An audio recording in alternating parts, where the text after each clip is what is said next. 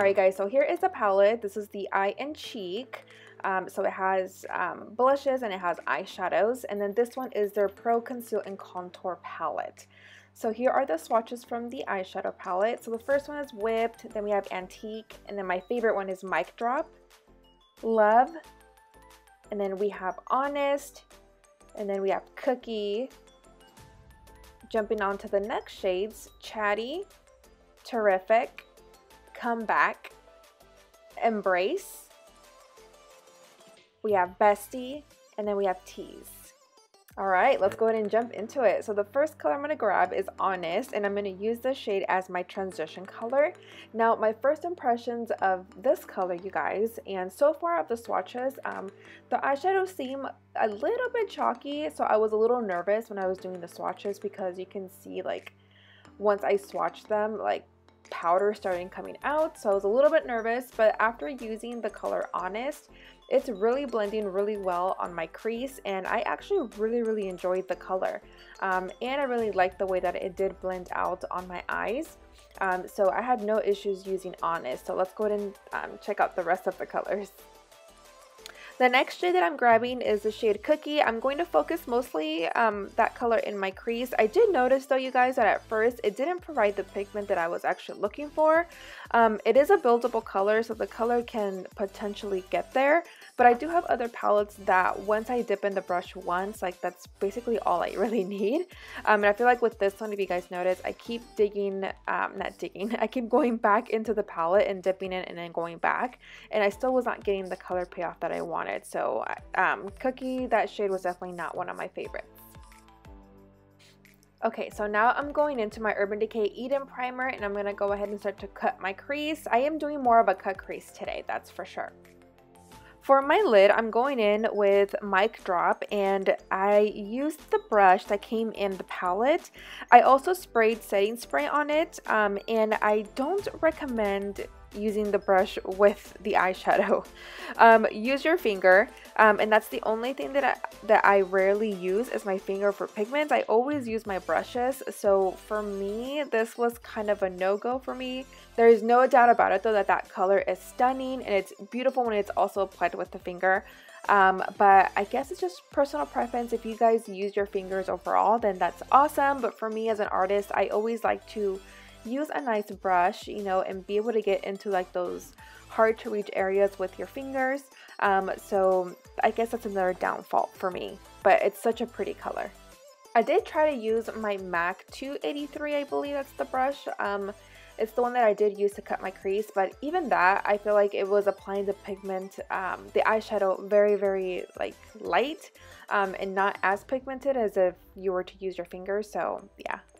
Since I was not able to really reach the crease with the brush or my finger, because my finger is too fat and big for that area, so what I decided to do is just take the color Whipped and take a MAC 266 and kind of cut the crease right there in the center. It ended up working out anyways, but yeah, it's a kind of disappointing thing for me because, you know, if you're using a color, you want it to go all the way to the top, but I mean, you gotta find your way, right? So that's what I did with that eyeshadow.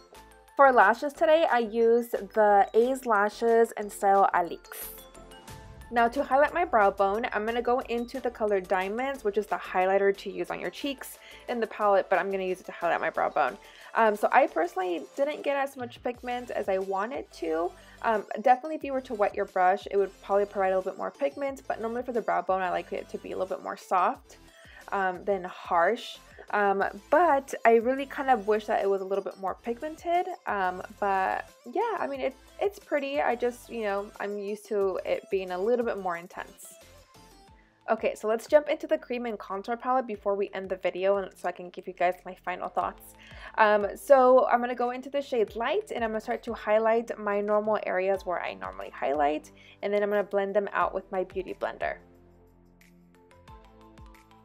Alright, so now let's go ahead and blend out the concealer using my Beauty Blender, which is the one that I use for all of my concealers. So off the bat, you guys, with this cream concealer, I don't really like it, to be honest. I feel like when I was blending out my concealer, I feel like my foundation was moving, and you can start to see my skin underneath. So I personally hate the concealer, so definitely stay away from that. And I also felt like it was a really weird texture. I don't know how to explain. Like I can seriously feel like the concealer on my skin. Even after it was blended, it just had like a really sticky feeling to it. So yeah, I would definitely pass, you guys, on the cream side. Let's go ahead and take a look and see what the contour is gonna be. I kind of have a feeling that's gonna be the exact same texture and feeling, but let's go ahead and still give it a try. Okay, so I'm gonna go ahead and use the brush that came in the palette, and I'm gonna dip it into the cream sculpt, which is the big pan in the palette, and because I feel like it matches my skin tone a little bit better. And I'm gonna go ahead and start to apply it, you guys. And I went back and forth. So I used that brush, and then I went into my Real Techniques, which is the one that you guys know that I use all the time and that I rave all the time because it's like the best cream contour concealer brush, whatever. But it's weird because even with this one, I don't know, I feel like my foundation still moved. It has the same texture as I mentioned to you guys before. I'm like, I hope it's not the same, but it's the same. It's the same texture, and it just, I can just feel that I have that amount of makeup, you know, in those areas, which normally when I do my normal foundation routine and like with my cream and highlight contour stuff, like it literally feels like I have nothing on. And with this stuff, it just feels like I have it just sitting there, and it moved my foundation around. And yeah, I just, overall, don't buy any cream stuff. I mean, if you want to seriously try it out for yourself, then I would go ahead and do so, but for me, it's a pass. Okay guys, let's go ahead and switch over to the powder side. So I'm taking the color Beige and the shade Light, and I'm going to go ahead and set the concealer. And off the bat, I'm actually really liking the setting powders. I really did enjoy, you guys, taking the color Light and Medium colors together and just setting my cream contour. I think just the only downfall is that I can still feel the cream underneath the powder, and it just feels really cakey and uncomfortable. So, but I'm not mad at the powders. Like the powders, like seriously, you guys, really did blend out really beautiful, and they are not red undertone, which is a huge plus for me because I love when bronzers or any type of like to set your cream contour that they have a gray undertone. And I really like these two powders, so I can definitely see myself using those more often than the cream for sure. I think they also have a palette contour powder kit that you can definitely purchase, that they're kind of comparing it towards the Kat Von D one. So I'll definitely link that one down below for you guys if you're interested in just that. But I really enjoyed the powder. Okay, now let's highlight, you guys. I'm taking the color Innocent, and right next to that one, they do have another one, but it's in a cream form. But I'm gonna stick to powder. And I am in love with this highlight, as you guys can see. It's not super blinding, but you can definitely tell that you have some highlight. So I really enjoyed this highlight powder. It has more of like a pink, like purpley undertones, which I thought was really, really pretty, but I really enjoyed the powder for sure.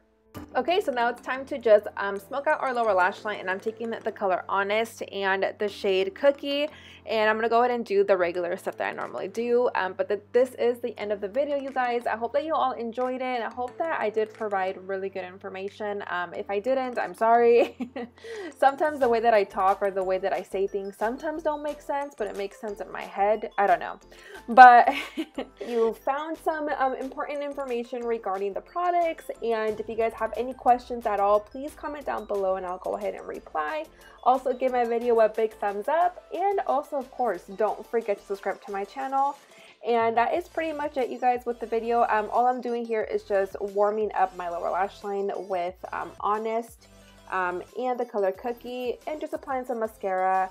And I'm going in with my MAC NC15 chromographic pencil in my waterline to open up the eyes a little bit. And that's pretty much it. So I'll see you guys in my next video. I love you. Bye.